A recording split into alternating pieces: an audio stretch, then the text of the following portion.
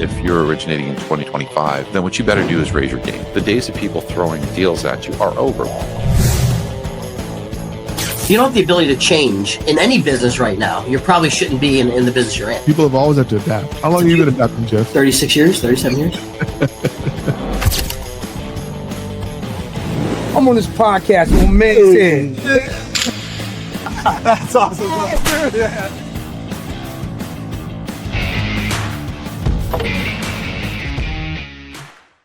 All right, guys. This is the way I feel right now, Justin. I like it. I wanted to get a song that matched my mood. It's Christmassy. Very Christmassy. I feel so grateful listening to this, Justin. You have no idea. So, this is the Laugh, Learn, and Eat podcast.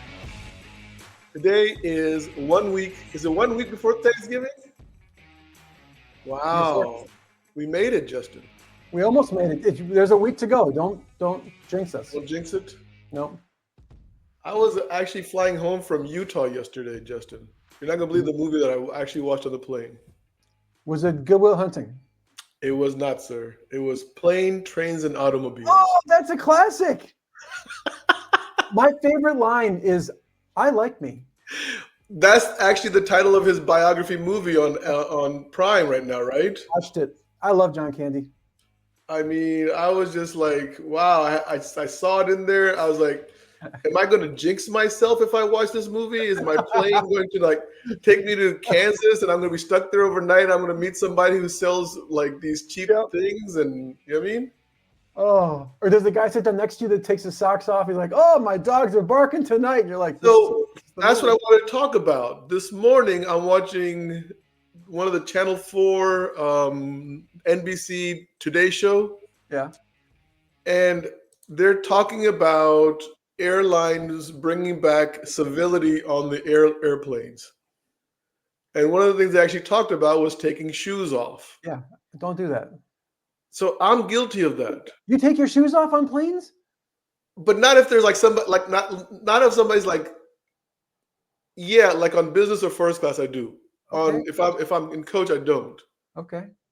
But I want to make sure there's room, like, but I don't take my socks off. They said people take their socks off. And I remember in Plane, Trains, and Automobiles, the guy took his socks off. Yeah. So I don't go that far. He was waving around the guy's face. It was pretty funny. So, I mean, what about you, Justin? Have you taken your shoes off on a plane? I leave my shoes on. I don't mind feet, but I don't like to see feet on planes. But at the beach, it's fine. The beach, you know. So what's the difference between seeing a foot on a sand versus seeing a foot in the airplane? I think on the beach, we're calm and we're enjoying ourselves. It's beautiful. On the plane, we're all tense and we're nervous and we're anxious. And that just adds to the I'm not. anxiety of it. So some people are. I'm not, because I'm a if it happens kind of guy. So like, I'm not sure. I sleep on planes. I fall asleep before takeoff, so I wouldn't even know. I wake up in the air and I miss the food service and I'm pissed. Have you ever seen anything bad happen on a plane? Because I keep thinking to myself, I fly, I don't know, 10,000 miles, maybe 5,000 miles realistically a year. Somewhere in that ballpark, you know what I mean? Mm-hmm. I've never seen a fight break out on a plane that they show those YouTubes of. I'd like to see one, but I've never seen one. Let me retract that statement. I don't look forward to seeing one, but I'm expecting at some point to be involved in one. But I am usually asleep. I sleep on planes like a champ. I miss a lot of stuff. So, Justin, did you hear this report that came out this morning? Foreclosures rose 20%. I didn't see that. Yeah. So they rose 20%. And so think about this now, right? This is the news flash, by the way. This is a news flash, right? So all consumers all of a sudden wake up this morning and they get hit with this news flash that says foreclosures up 20%. What are they going to do? They're going to go buy a house? They're going to freeze and not buy a house? They're going to freeze, man. Hunker down. Right. Here's the problem with this. Is what they're not showing you is that the actual number of foreclosures a year ago was 25,000. Oh, okay. So nationwide. So this year it rose 20% to 36,000. That's an amazing headline. Right? Unimportant. Right. It's like, why would they do this to the poor consumer who's already feeling like the government shut down, the craziness going all around, blah, blah, blah, blah. And now you want to just traumatize them by saying that there's like a 20% year over year increase in foreclosures when it's actually when you break it down in numbers, it's about 11,000 altogether more foreclosure units nationwide. I think they want the readership, and I think those headlines will get people to click and read. I would click. I think it's a shame. You know what I mean? Yeah, it is. Now, are you guys seeing foreclosures in Minnesota? Not that I'm hearing about. I haven't. I mean, I will say this: that the Aldi parking lot has been overflowingly full, which is a sign of the times. People are shifting they're buying their dollars spent, and some restaurants are closing, some brew pubs are closing, but that could just be a shakeup of that industry that maybe was overwhelmed anyway. Yeah. Just so we get this perspective, I want you to fully understand that I'm looking at this as I talk to you, right? Because I don't come prepared to these shows, right? Mm-hmm. The highest foreclosure in 2009 was 3.96 million. That's a lot of zeros. Compared to 36,000 foreclosure units. That's only 3 zeros. I mean, these numbers, man, they freak you out, and you start breaking them, and you're like, why do I get out of bed? Because, oh my God, no one's going to buy a mortgage, no one's going to buy a house. And then my mind went to, okay, what's the actual number? Yep. What are we really talking about? So guys, if you're hearing this podcast, yes, year over year, it went to 20% increase, but the actual number is 36,766 units of foreclosure compared to the 3.9 million that unfortunately got foreclosed on in 2009, which is just a comparison. When we begin to see those actual numbers, it's nothing to worry about. It's just headline grabbing news. Yep. Is that fair? Fair to say. And I've actually got some good news to share with you before we take our guest on the show here, if I could do that for a moment. You don't want to share the good news with our guest? This is just you and me? Hold on. No, this is our sensitive time together. Go ahead, buddy. Yeah, I don't want to take the attention away from our guest, but since I joined your show, I've been working hard to bring value, and I think I've secured a massive sponsorship for your show. Is it the Honey Company? Words. No. Party City. Party City? Yep. Big time sponsorship, Party City, and I'm working on Circuit City. Circuit City. I'm working on all the cities to be joining as a big time sponsor. And of course, aren't those companies like bankrupt? Technically, yes, but there's still some money there. I think we could shave off some for ourselves. So just keep your fingers crossed. And I really appreciate. I mean, if you put this much effort into your comedy gigs, you're gonna go far. You're gonna go far. I have this feeling about you. Lots of honey. I just eat a lot of honey. I've had 2 jars this morning already. We're going to talk about this. I think our guests will know way more about it than I will. So, without much further ado, let's. I think it's time we bring. This is what I'm talking. See, all I gotta do is just put on a little go-go music, and Raquel Boras is in the house. Those are 80s. Those are Gen X dance moves. That's what those are. Little Travolta. What was that one that just came out a few years ago called the dental floss, where all those little kids were doing it? Oh, it was like it was weird. Yeah, it was like a hula hoop. You got to be really coordinated to do that by the name. Yeah, I don't do that one. You got to coordinate. That is a hard one. Yeah. So guys, if you don't know Raquel Boras, I don't even want to explain her to you because then you don't want to know her. Yeah, you're missing out on all the joy of life there is. By the way, where did I feel like you downgraded? No, not with. Well, actually, Justin, I'm like he's out dressed. First of all, second of all, where's all the microphone, the podcast studio, all of this hoopla? I mean, it's here. You just can't see it. Are you trying to relate more to the people? Yes, exactly. So funny that you said this because at a certain point, I'm trying to figure out what my studio should look like. So we're in the process of building a live studio. So should you ever come to town and you want to come in and sit down, we will need a basket to put a camera on like we did last time. Real professional. Right, we're moving up the world. We're going to have cardboard boxes instead of a basket. I won't be in my bedroom doing these. That's an upgrade for me too. Yeah, I mean, so I didn't make it into the office, and so that's where the studio's at, right? And so then I said, okay, well, I'll just do it out of here because I flew in from Utah last night. I was just exhausted. Yeah. And here I am, I'm was your now. It's just me. Yeah. Okay. You don't need to. With Justin Neal on this show, I've already upgraded like tenfold. Yep. I can sit here with no pants on and do the show now. That's not a green screen. That's an actual Christmas tree. You're very festive. Do you play the piano? I do not. No. Oh, I was gonna say you got to create like a jingle, I can make a jingle. Bobby. I can be the Raquel, best. what have you been up to lately? How's life going? Have you found any other campers to hitch your wagon to and ride across the United States of America? No, but I have a call with the guys on Saturday, like with my film.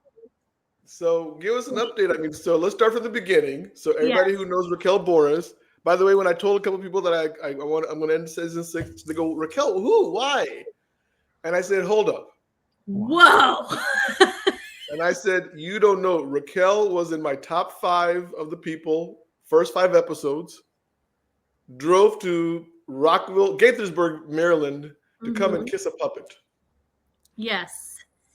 And I drove to was it like Fairfax to Alexandria. Alexandria, and then even did something with Casey Cunningham and I, and the camera on the basket. Yes, I am a very loyal. Listen, guest, did I bump you? Worthy of this. Yeah. Did I bump you? Did I say no? We'll get somebody else to finish the season 6 finale. I said hell no, because we're going to be. I feel like I could add a lot of value in the sense that like I have left the industry. So even like everything is shifted, like my algorithm, what I see and what I hear. And I have a lot to like say about what you guys need to be doing as someone that now is outside of the bubble. Mm-hmm. Like I get to kind of also bring that element and that perspective. So I'm just and I can't. We got to get her unserious a little bit every now and then, get her back on track. He's like, oh crap. Look, let's answer this question first and foremost. This is really important to me. Justin here has been on this diet where he's been eating nothing but honey. I don't like honey. It's too sweet. I hope everybody sees this on YouTube and not on Spotify. The look on Raquel's face. I don't like honey. I don't like honey. But he's lost massive weight eating nothing but honey morning, day, and night. Yep. That's all he eats. You need to start being an influencer and start talking about how all you need to do is eat honey. Yep, that's it. I said it would go a lot farther if he wore the Winnie the Pooh costume. Yeah. He called me Pooh Bear. You can be called Winnie the Woo instead of Winnie the Pooh. I like that. So, Justin, Raquel doesn't have an opinion on your honey diet. So, she has an opinion. She gave it. Yeah. She doesn't like that.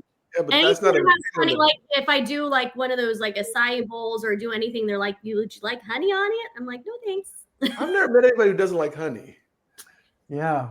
Maybe you don't deserve this season. We got to do one more episode for season 6. Oh, you better not. Oh, listen, I'm going to be out there next week. I will come and. Maybe. All right. So look, let's talk about your movie, man. Let's get serious. You're doing a project, a movie project. Yes. So let's start from the root of where this all started from. Tell me about it. Well, it started from my podcasts. I Rock the Boat, where Justin was trying to be a guest on my podcast, but Rock the Boat is under Next. And Rated Gen Z, which I started this year, is 18 to 26 years old, so still not going to cut it. And I wanted to do something that kind of even went further out into the ether. And so I thought, why not do a documentary film where I'm actually going to my guests? So all the Gen Zers that were in my film, they were all guests on my podcast. Maybe a couple of them weren't, but what's the year of a Gen Zer? Just so our audience knows this. Technically, they're 13 to 28 years old right now because it's a 15-year. Well, that's physically, not emotional or mentally. No, physically. I just want a clarification. I want clarification, Rock. Well, I will say some of those 13-year-olds are way more mature than I am. Sure. I feel like I'm digressing for sure. I can feel that happening. But yeah, so they're 13 to 28. The majority were like high school, early college. And I wanted to do something where it was in person because with my podcast, they're over Zoom. And I wanted the excuse to be able to travel across the country. And I've always wanted to do it in an RV. So I thought, why not do it? And I like serendipity type situation. I ended up with these two filmmakers through my old neighbor. And I had never met them before except for our Zoom calls. And so the first time we actually met was me picking them up from the airport and then getting in an RV basically 2 days later and being with them for 2.5 weeks.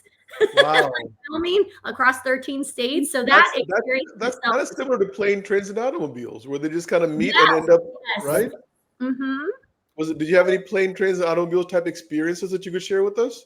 You know what? Everybody's always like, oh, is there something in the major that happened? It's kind of boring in the sense that everything went really smoothly. Like the RV never broke down. I drove the RV and I killed it. Nice. Every Gen Zer, when they said they were going to do it on a particular date, a particular time, a particular location, they were there. No one flaked on me. I mean, like the energy was so amazing. No train rides, no deer hitting. The weather was great. It rained a little bit like through from Florida to Georgia, but it wasn't that bad. Like everything worked out really well where I thought there was going to be like a planes, trains, and automobiles situation, but it wasn't. And then we got along great. They were two millennials. So it was like, you got a Gen Xer, millennials, and Gen Zers. It's just now in post-production. I can't wait for people to see it because the conversations that I had with these Gen Zers were just amazing. And I think they're going to give a lot of insight to what they're experiencing. As you interviewed these Gen Zers across the nation, I mean, did you feel like they were saying the same stuff across, no matter what area they were living in, was the same kind of across the board feelings and frustrations and hopes? Yeah. You know that I actually had a loan officer in Alabama who's 23. I think he's 23. Like, what is he, 16? 24. And I love that. I had his perspective as a young loan officer. His dad's in the business, so that's how he naturally got in it. But it was really cool to have someone like. How old were you when you got in the business? It was 2000. It was 2000. So I was probably, I'm 51 now. So never good at math really, but I was pretty young. So maybe Raquel could interview you how you were when you first got in the business if you were under 27 then. Does that count? I think I just made the cut. There you go. We'll just pretend like you're that 20-something-year-old. I act like a child, so I fit right in. Did you dress like a dad when you first got in the business, or is this something new? Yeah, I was nervous about fitting in. I bought right away the HP calculator, put it on my desk. Couldn't use it, but just had it on my desk to look like I fit the part. The rate sheets were everywhere, just to look like I fit in. I was nervous. Yeah, I don't. Yeah. But yeah, so he was part of it as well. All right. Yeah. All right. So how many interviews were done, Rock? I think it was like right under 30. Wow. That's a lot. Yeah, right under 30. They were all. Did you lose your voice at all at any point? I did pretty quickly. Like already into when we were driving from LA to Arizona, I was already starting to like lose my voice. And so I started drinking medicine balls from Starbucks every day instead of coffee. And I really had to take care of the moneymaker, and I finally was fine. But I was raspy for a good amount of states there. Yeah. Sure. See how I felt at NAMBA when I did those 28 interviews in 48 hours? Right. The one that you flaked on me? No, ouch. Is this a roast? Oh, jeez. He's like, hey, last minute, hey, do you want to be on it? And I was like, sure. And then it was like very much like, well, we're already fucking up. And I was like, okay, never mind. Just kidding. Thanks for the offer. So this movie, does it have a name yet? Yes, it's called I Hear You, Gen Z. That's pretty powerful. Yeah, you know how it came to me when I was brushing my teeth. Literally, like I was like, gosh, I wonder. And then I'm brushing my teeth, And I was just like really simple. I'm like, well, I'm hearing them and I want the rest to hear them. So it's just simple. I hear you, Gen Z. And I have sweatshirts, I have swag with it and everything. Yeah. When you were driving, you got some downtime to think. Were you thinking about better questions, the questions that went well, like reevaluating things on the road as a driver? Well, that's the thing is because obviously I have two filmmakers that had done a film before, a documentary. And so they were coming at it as like more of, that kind of like, oh, conflict, the resolution, the story, the arc of the story and the characters and stuff like that. So they kind of guided me a little bit of like, hey, maybe next time you should bring up like this topic because I think we need to hear more of that. So I really relied on them on giving me feedback. So while we were in the RV, we had the GoPro. So there are a lot of conversations of us like on a GoPro in the RV about that. We did kind of start seeing themes from the beginning. So then again, it was like trying to hone in on those themes because there's a reason why if everybody's talking about the same thing, then it must mean something. It needs to be shared. But I didn't is there anything that surprised you that you heard? Yeah. From the start, and I made a video about it while I was on on our trip, was a lot of them talked about how their parents were big supporters and how their parents were their idols and their role models. And so it really honed in on how important parenting is. Like we have to kind of remember that we're raising these kids and we're an example. And so I just recognized how important it was for us to evolve as parents. Because I know that you mentioned even before we went live about like evolving and adapting to the industry. It's the same thing with parenthood. Like the way I parent is not the way my parents parented me. That's for sure. And the way our kids are, it's going to, keep evolving. I felt some repressed anger there when you said "damn sure." Did you Yeah, feel that, Justin? Did you? I got scared. I was like, "No, honey, I still love you. I swear to God." I know. I'm fresh off of family therapy from last night. I have family therapy with my parents and my siblings. We've had this going on for almost 3 years now. Okay. And we had ours last night after a couple months, and it brought up some stuff. I mean, listen, there's nothing wrong with therapy. There's nothing wrong with having that, as Justin so profoundly put it, that safe space where we can bring in our issues and hopefully not get judged by it. Right? Yeah. I mean, that is the goal. I mean, if it happens, it happens. But if it, it should be more of a space. But so what you're really saying is that you were kind of surprised that these Gen Zers were talking about how influential their parents were to their, what part of their, so this is okay. Sometimes by not having a parent, that shadow is more influenced than having the parent in your life. Did you pick up on that? Like if somebody's dad was absent, if somebody was absent? Yes, but in this case, it was more of the positive. Like no one ever, because I did have Vanessa who went through the foster care system. And, obviously she didn't, but even though her mom was homeless at the time and she even talked about like being homeless and how her mother still inspired her in many ways, even though like they had to take her from her mother and she had to go through the system. The fact that she even kind of acknowledged that she learned a lot from her mom. So like in that case, it was again, like a positive thing. And so that for me was really shocking because you hear so many parents, I don't feel acknowledged. I don't feel appreciated. They don't listen.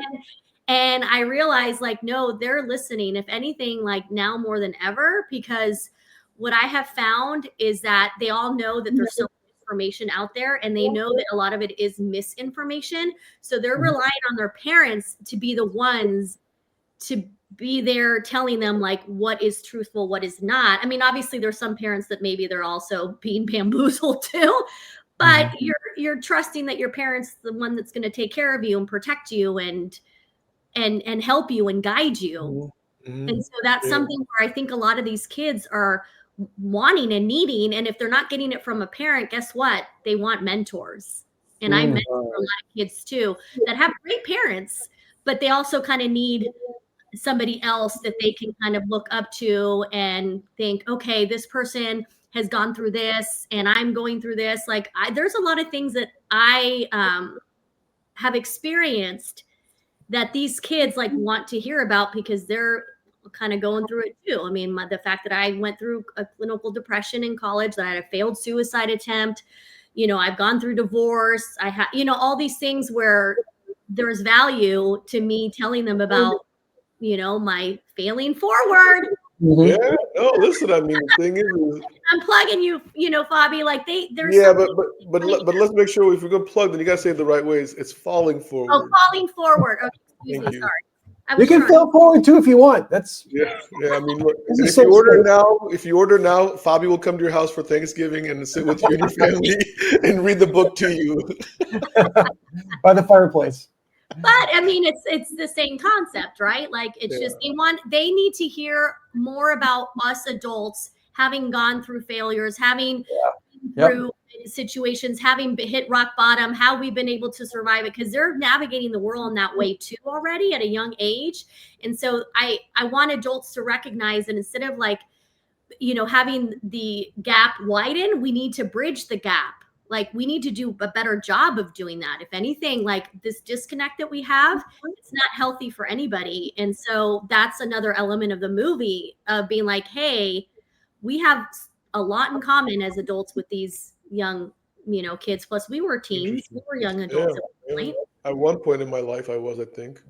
But it was a blur. It was a big blur. I mean, I think I woke up one day and I was like 35. Really? I still think about like my teenagers and my childhood all the time. I'm so nostalgic. Yeah, I'm nostalgic too. Yeah. So nostalgic. Did you grow up in San Diego? Is that your hometown? Yeah, so native San Diego, but then I moved to Virginia in 99, got married, had kids, got divorced, co-parented out there. And then the only reason why I'm back here is because my daughter is at University of Arizona. Okay.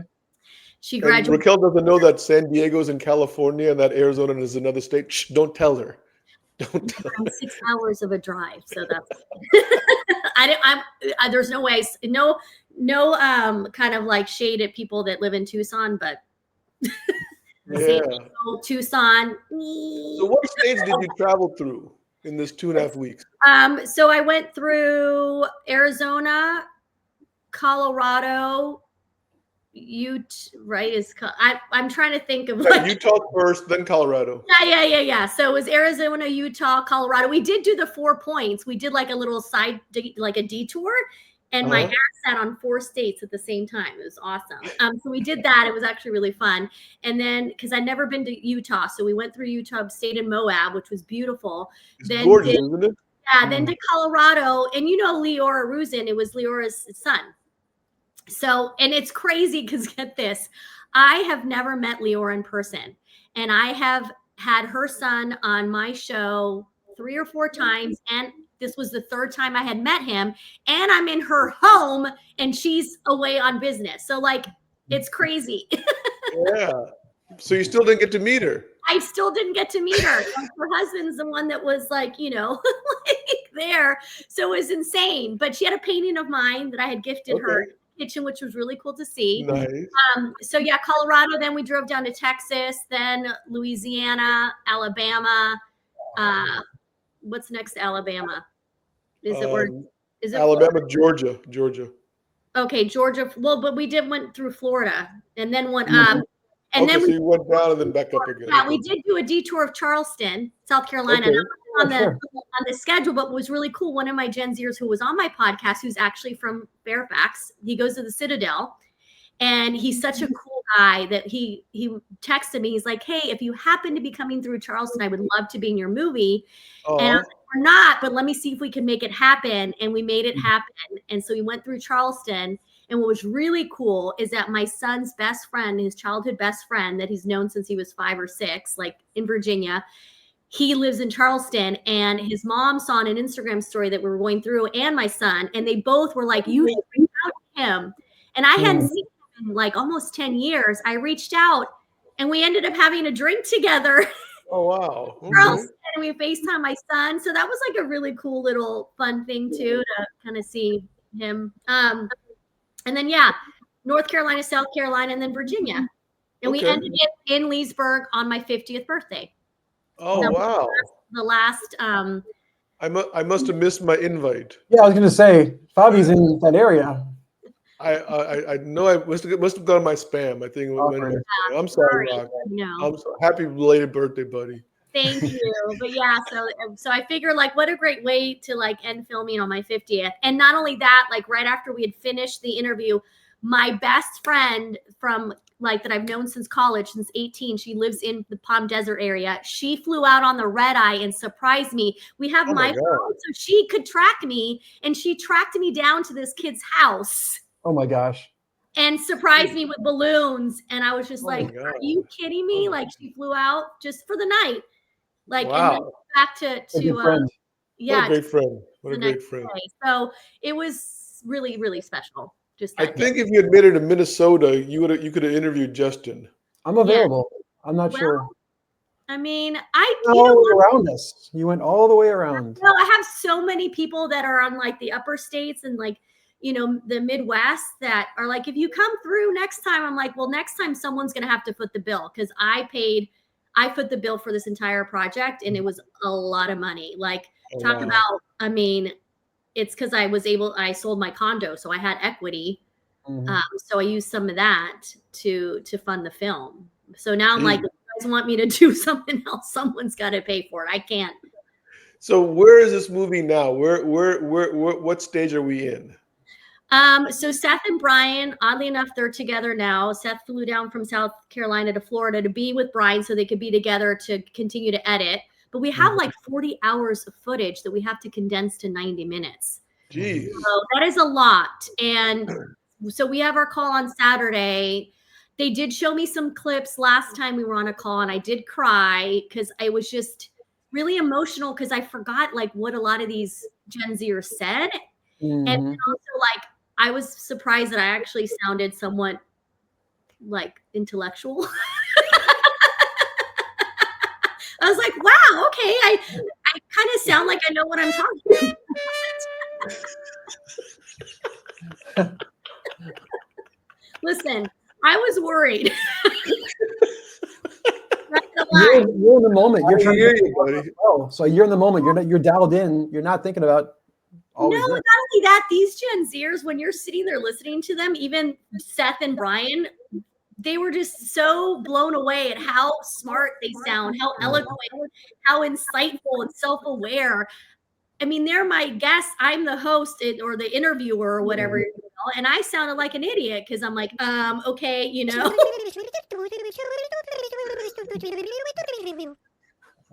Exactly. Nailed it. So that's why when I was listening back to some of the clips, I'm like, okay, I don't sound that dumb. No, come on. You're a highly intelligent person, Rock. You know that. I'm really, listen, I know I'm very smart, but a lot of times it doesn't come across the way I want it to come across because I have so much going on. But I know I am a smart person. Yeah. So 40 hours, you got to condense it in 90 minutes. That's a huge project. That's a huge undertaking. That's why it's taking a while. And that's why they talk about in Hollywood, like the editors. I mean, that's where the magic happens. You know what I mean? Yeah. And there have been fights over clips that have been lying on the floor of the editor's floor, right? Because it's like, why did you take that clip out? Because it didn't make sense. Yeah. So that's where I told the Gen Zers that no matter what, I'm going to make them into podcasts after the film because every conversation that I had was like 45 minutes on average and they were all great. But again, because of the themes that we saw that were consistent throughout, a lot of the conversations are not going to be able to be shown because they don't really pertain to it. And I don't want anyone to feel like their voice doesn't matter. They all matter. So that's why I will go ahead and do podcast episodes after with them so that they at least their conversations will be put out there. But yeah, it is hard too. Cause you don't want anyone to feel like, I didn't say the right thing or I didn't say something that, is going to make it. That one producer who told me when I used to write songs, right, that this one song was like 4 minutes and 22 seconds. He's like, you got to get it down to 3 minutes and 40 seconds. I was like, how? Yeah. Like, what am I supposed to do? Like, we could do the voice of the I mean, but it's just crazy stuff. You know what I mean? So you just don't know where to go. That's the part of being the creative. Is like, where do you go with the editing part? Yeah. So, and then I have like another project that I have in my head, and I've talked to a couple people about too. So, All right. Well, God, I mean, you're staying busy now. Do you miss the mortgage industry, Jen? I mean, Rock? I do not. Not at all. Just a little You bit. know what? I do miss the people, but I'm still connected to the people that, I'm friends with, and I still follow a lot of you on my LinkedIn. But at the same time, I think, to be honest, I feel like I wouldn't be relevant anymore in the industry. I feel like what I did in that kind of era has shifted and it's totally different. So I feel like I don't know if I would really have a place in the industry because I didn't originate. I didn't like business development, like recruiting, and the social media marketing. It's gotten to the point where everybody gets it. Everybody kind of is now You adopting. were one of the trailblazers early on Yes. of professional goofiness. Yes, I was. And so I feel like I don't know if I would be relevant in that way. So I feel like my Well, time. can we look at Justin's LinkedIn pages and can you tell me if he's relevant? Do you want me to Right look at now, it? live? Do you want me to put him on the spot and be like, ugh? No, I'm just I mean, kidding. 'cause you said like there's a lot of things that we're missing. You know what I will say is, again, like you guys are still stuck in this whole rates situation. Rate? Like rates are down. Like I still see this whole thing of like rate, like everybody's I so never talk about rates. that's what I'm seeing on my social media. Like a lot of the like that people are still kind of doing that. When have you heard me talk about rates? I'm not saying you. I did recently. I did. Seen as a Justin, you let me down, man. I couldn't help it. I I'm lost the refi. yes, I am saying as a whole, like Okay.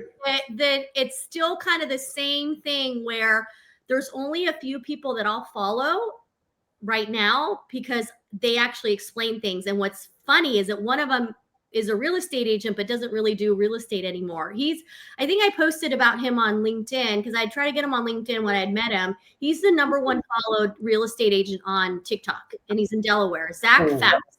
He actually just wrote an article for Housing Wire, and he's a millennial, and he's the only one that actually interests me, that because he goes in deep as to why Americans can't afford a home, where everything's going. Like he does like the bigger picture, and then he like goes in deep.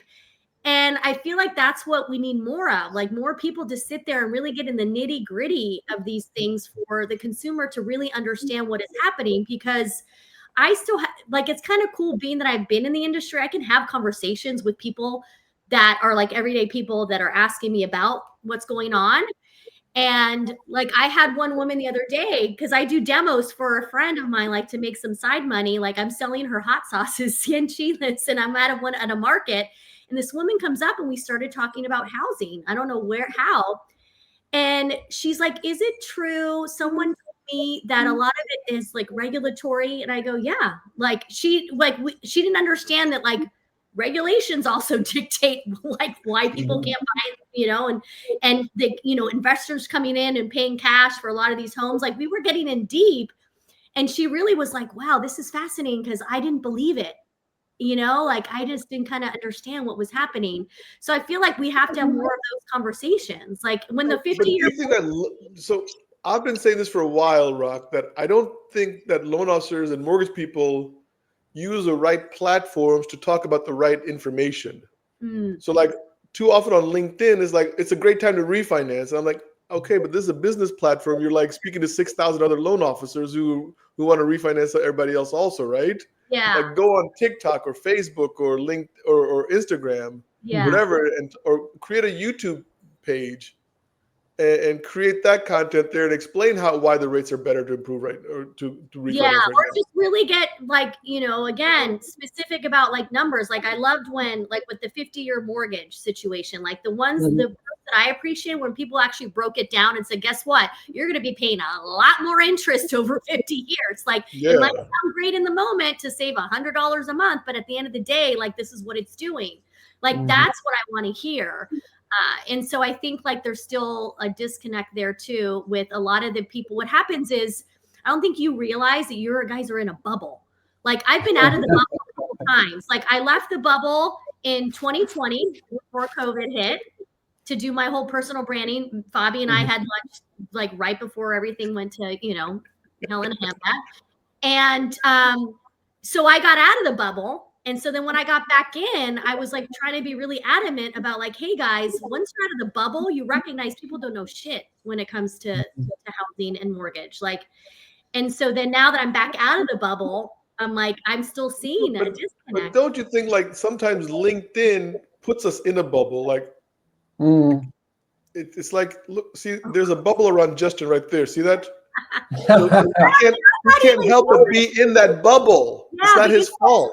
Bobby, is that I'm not even that active on LinkedIn as I was. Like I'm talking about Instagram. Like that I'm even talking about. He even says no thigh audience. What? I think that's important. Audience, vision, strategy, execution, results. I think that's important to know your audience. Yeah. See? He's on top of it. See? Okay. Yeah. And he's a nerd. I'm a nerd. It's very important. Remember when we were kids, nerds were shunned. Now nerds are cool. So it's. See, I think Justin, you're on the right track with this. I got my sweater vest on. I'm on brand. I was gonna say you have a great personal brand. I do. See, and Rock knows branding. If one thing I know is Rock is the first person I ever met that was a brand ambassador. Yeah. So OG. So this is the real. I mean, so you think like So here's what I think also, and I'm not that far from what you're saying, right?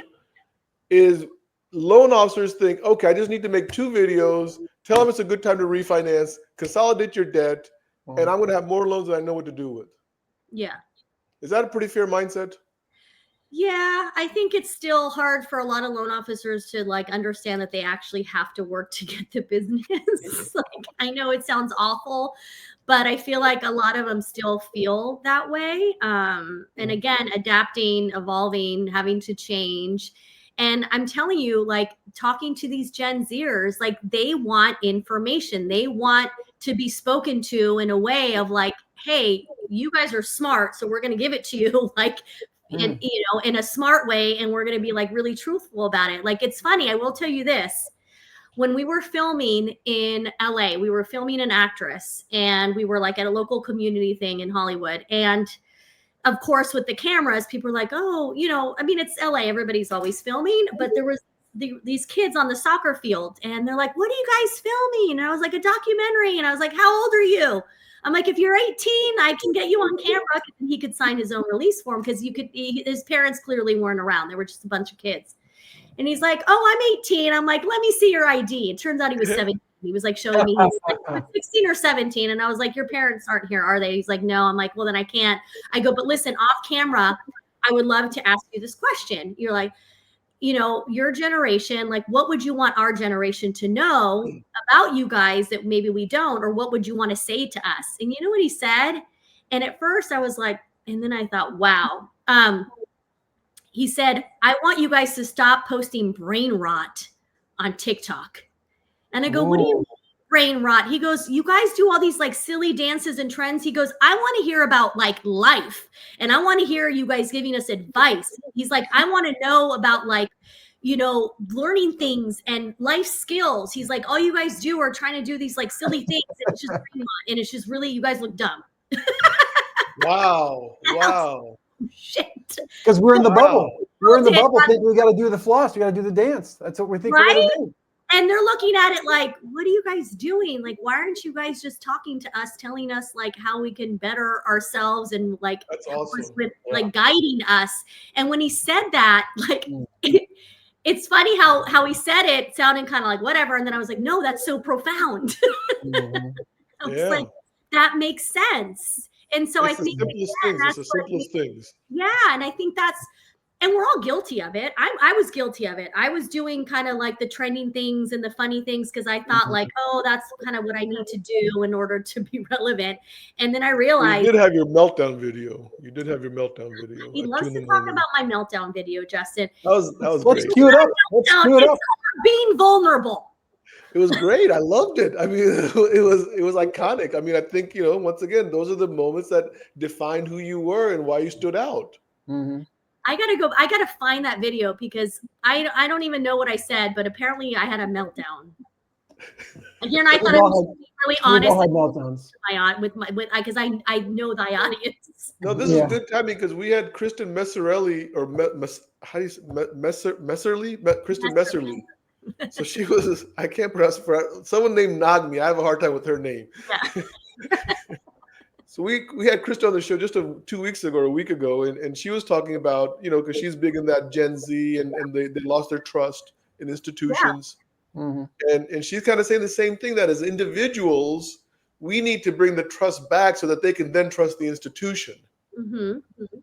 And they're really looking at us too. So you're kind of saying the same thing. And she's coming from research and reports. You're coming straight from the ground up. But you guys are both saying the same thing. It's interesting. Yeah, and they want authenticity. Like that was another thing too that I was kind of shocked that they all really do want to be like their true selves, and they want people to be their true selves. So it's like a very weird like thing where with social media there's so much fakeness out there and so much like the filter this and that, and they are like, we're sick of it. Like we want to get to like the core of who people are, and even the actress was saying. You remember when Nirvana came out in the early 90s? Of course I do. I was in high school. Right, and so there was like this grunge sound, and it wasn't like that glossy, fake, heavy metal, glam rock band stuff. It was like this guy in a sweater playing this amazing riffs that were just, you know what I mean? You kind of reminds me of that all of a sudden. Well, and they love the 90s. Like that's something too that I found that Gen Z, they are really big with the 90s. Like the 90s are like their decade that there's so many wish that they could live in that decade. Because it's a great decade. I love the 90s. I love the 90s more than I love the 80s. Wow. Listen, the 80s will be forever my decade. But like the fact that the 90s, and it is 90s is like kind of like very grungy, very kind of like teenage angst era for us. So, the pendulum always swings, right? So like a couple years ago or several years ago, remember when like all the videos were like super curated and everything? Everybody was like hiring the videographers and the editors that were doing everything. And then suddenly everybody's like, I'm over it.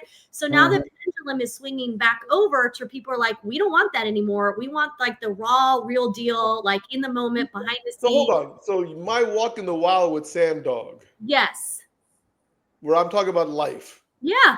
That's what you're talking about. That's what they're looking for. That's what I'm talking about. Where before you might have thought that it needed to be a little bit more curated or it needed to be like a little bit more produced or something, right? Because there was a time where everybody kind of felt that way, I feel like. Sure. And now people are like when you were just making fun of me at the beginning of the show where you're like, hey, where's a fancy podcast studio and where's a fancy this? And I'm like, I don't care anymore, Rock. Good. Well, I don't either. I mean, that's the thing was like yesterday I did a video and I had no makeup on. I like my hair was just whatever. Like I still continue to do that where like that is something that I do take pride in, that I never I did stay true to who I was, and I stayed true to like just my gut. And so I never swayed the other way because I knew it was always going to come back. And now it's back, and there might be a point where it goes back the other way, and who's to say what I'll do, but I most likely will be like, that's not me. I'm going to stay in this space that I know. And I remained in the same space. And I think for me, it's, like it's worked for me, but it doesn't work for everybody.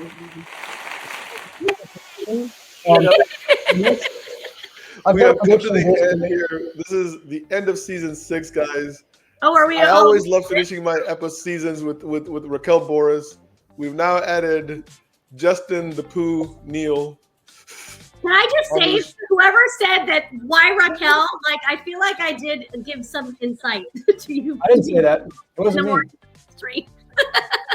I don't think they meant it in a negative way. I don't want you to feel that. I swear to God, they didn't. I don't believe they meant that. I think it was more of like, oh, what is she doing? Like, is she back in the mortgage business? No, I get it. It's all good. Yeah, it was more like I thought she just left New American. You know what I mean? It was like, no, yeah, she did. Yeah, but I mean, I think once you've been in the industry, it's like there's no way of ever leaving it. Yeah, it's like that Godfather 3. See, Justin knows. Go ahead, Justin. Say the line, baby. Say it. Suck me back in. You try to leave, and you won't get very far till you're back. But Rock's been trying to leave for a few times, and this time I think she actually found an RV that took her across the border. She's gone. So, Rock, I always wish you well. You know that. And you always have a spot on this show. I don't care what you do. Always. Better not be the last. No, hell no, man. I want to find out more about this movie when it comes out, all that kind of stuff. So we'll be staying in touch. But Awesome. I get a nice 6-week break now until January 7th, I think. Nice. Okay. And then we'll figure it all out what happens after that. So with that, guys, we are out of here. And Justin, Justin, I'm sorry. Will you be eating honey instead of Thanksgiving turkey? Yeah. Again, I've been very clear. It's all honey all day. That's all I have. And your sugar levels are fine. No diabetes, no pre-diabetes. Pounds a little faster than usual, but it's fine. You're not anemic because of no iron. Like I don't believe in doctors and medicine, so it's going really well. He's very Eastern medicine. and you're That whole Tai Chi stuff, and you know what I mean. You can always see how lean and it's working well for him. Well, his hair seems to be growing well, and that's a sign of like good health. So yeah, he's got a full set of hair at 51. Yeah, I mean that's a good sign. For that. Maybe I should start eating honey every day. You can rub it in your scalp. I was going to say. Okay. For the face, the scalp, glowing. elbows if they get dry. Look, I will say one thing before the show ends. The one promo that you will see is when you say, "I don't like honey." We're putting that in. Come on. I might have to use that again and extract that sound and just put it on here. I don't like it.